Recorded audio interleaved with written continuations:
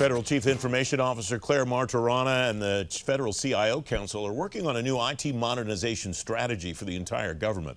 As more security breaches emerge, the White House continues to roll out cybersecurity directives. Dan Chenok's Executive Director of the IBM Center for the Business of Government. He's former Chief of the Information Policy and Technology Branch at OMB. Margie Graves is Executive Vice Chair at ACT-IAC. She's former Deputy Federal CIO. They're writing about modernization at the Business of Government blog. Friends, welcome. It's good to see both of you. Dan, I start with you. Based on what you've seen work in the past, what are the elements of a successful IT strategy that agencies should be thinking about now? Well, thanks, Francis. Thanks for having us on to talk about a topic that Margie and I have worked on for many years, dating back to when I was at OMB in the early 2000s. And IT modernization strategies have proven successful when they have a number of elements. The first is it is a technology strategy, so addressing emerging technologies, things like artificial intelligence and robotics process automation in the near term, but also thinking about the long-term implications of technology around quantum computing and the promise of next-generation encryption and how those work effectively. Another element around IT strategy is about what's broader than technology, what technology enables, the data that allows agencies to make decisions that comes more quickly through the technology that is enabled through modernization. Then a third area is collaboration. Technology strategy isn't just about OMB, it isn't just about CIOs, it's also about their CXO brethren, CFOs, program leaders. Importantly, industry that's providing the services and solutions has a stake in the modernization strategy, as does the nonprofit community, the good government world. So all of these things enable an action-oriented, open, and flexible technology strategy. Margie, I take all of Dan's points, but I think the first one has the most impact, and that is this stuff has to make a difference in the way an agency delivers on mission, doesn't it? It has to make a difference in the way that the employee, whether it's an IT employee or somebody else, serves the public, turns out to be something that the public actually sees, right? Yeah, absolutely, Francis. And it's codified in OMB A11 that the high impact service providers, so agencies like VA, HHS, and SSA that provide benefits to the public, as well as the IRS who collects taxes, and the Department of Education who provides education loans, all agencies that have these kinds of services that are public facing are absolutely critical to the mission of the federal government. And it's codified in OMB A11 that they're required to submit plans for customer experience improvements with measurements and metrics.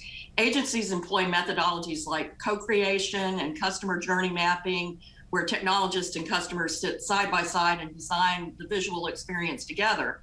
And I recall one developer at VA having a cup of coffee at Starbucks with a veteran as he tried to apply for benefits through a newly designed web page. And she observed the actual interaction and noted the areas where the applicant was struggling and fixed those areas going forward. So embedding the customer in the process every step of the way is key.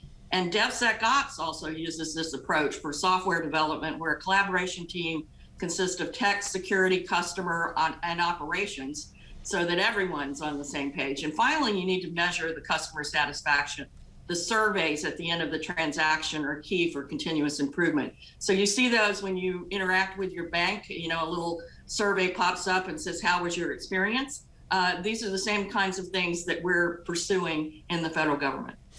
Dan, you and Margie in this blog post make a connection that I have not seen made before in all the conversation about the Technology Modernization Fund, and that's to the President's management agenda. We don't have a PMA yet, but it strikes me we already know what the cross-agency priority goals are that have made it from administration to administration to administration.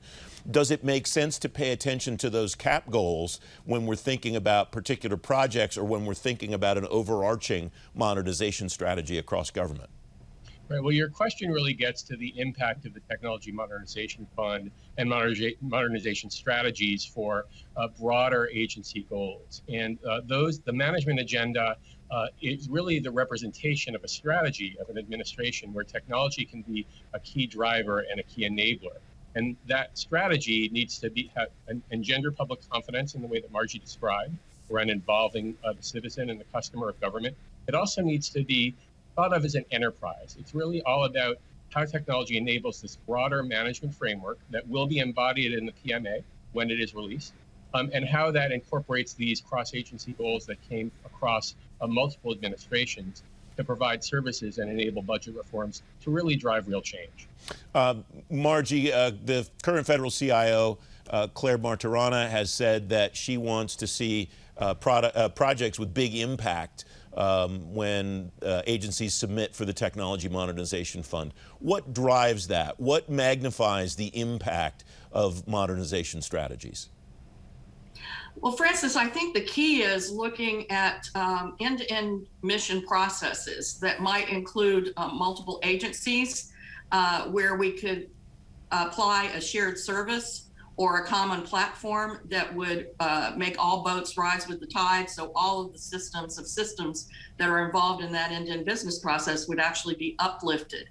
And in addition to that, some of the projects should be the ones that solve the big gnarly problems that have existed for some time, like modernization of mainframes or adoption of a new kind of technology in terms of AI or ML that's going to enable the pulling value from data.